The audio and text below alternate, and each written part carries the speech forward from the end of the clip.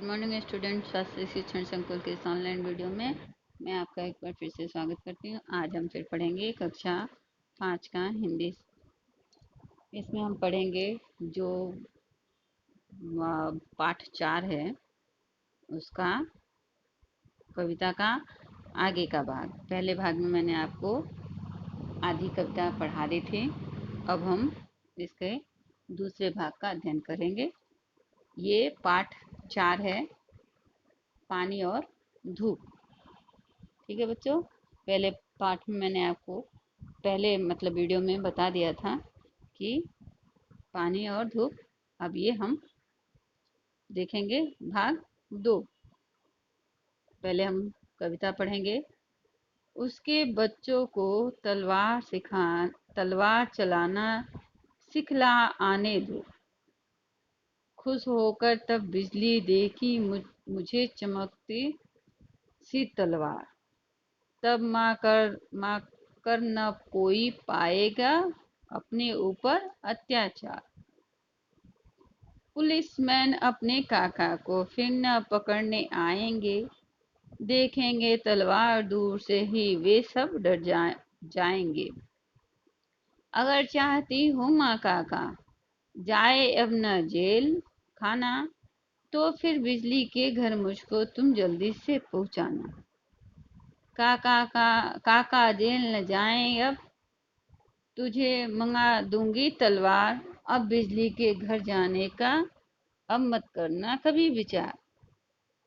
ये जब पूरी कविता आप देख रहे हैं, इसमें जब बच्चा बोलता है कि माँ यदि एक बार आप मुझे बिजली के घर जाने दो, आसमान में जाने दो, तो मैं उनके बच्चों को क्या है कि तलवार चलाना सिखला दूंगा। फर्स्ट वीडियो में मैंने आपको बताया था ना कि वो बच्चा बोलता है जब तलवार बिजली चमकती है तो क्या कहता है कि बिजली बार बार चमक रही है, जैसे कि तलवार चल रहा है और उनका वार खाली जा रहा है। तो उसी पे बच्चा विचार करके कवि बोलता है कि उसके बच्चों को तलवार चलाना सिखला आने दो। क्या कहता है कि अगर आप मुझे एक बार बिजली के घर जाने दो, तो मैं क्या करूँगा कि बिजली के बच्चों को तलवार चलाना सिखला दूंगा और सिखला कर आ जाऊंगा। ठीक है, आगे देखते हैं कि खुश होकर तब बिजली देगी मुझे चमकती सी तलवार। तो क्या कह रहे हैं कवि कि जब मैं उसके बच्चे को तलवार चलाना सिखला दूंगा तो क्या करेगी, मुझसे खुश होकर वो क्या देगी, बिजली की तलवार। ठीक है ना, चमकती हुई एकदम तेज। तो फिर आगे देखते हैं। तब माँ करना कोई पाएगा अपने ऊपर अत्याचार।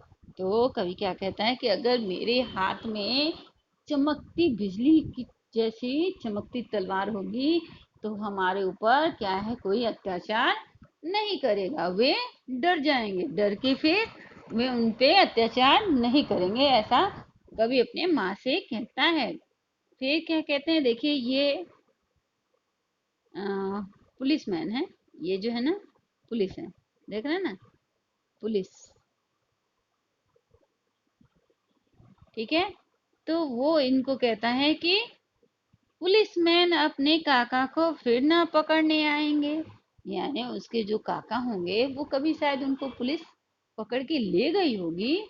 तो वो क्या कहते हैं कि अगर हमारे पास बिजली की चमकती तेज तलवार होगी तो पुलिस जो है ना कभी भी काका को पकड़ने नहीं आएगी। क्यों? देखेंगे तलवार दूर से ही वे सब डर जाएंगे। इसलिए नहीं आ पाएंगे काका को पकड़ने के लिए क्योंकि मेरे हाथों में बिजली की चमकती तलवार होगी, जिससे कि वे डर जाएंगे और काका को पकड़ने नहीं आएंगे। वे सब डर जाएंगे।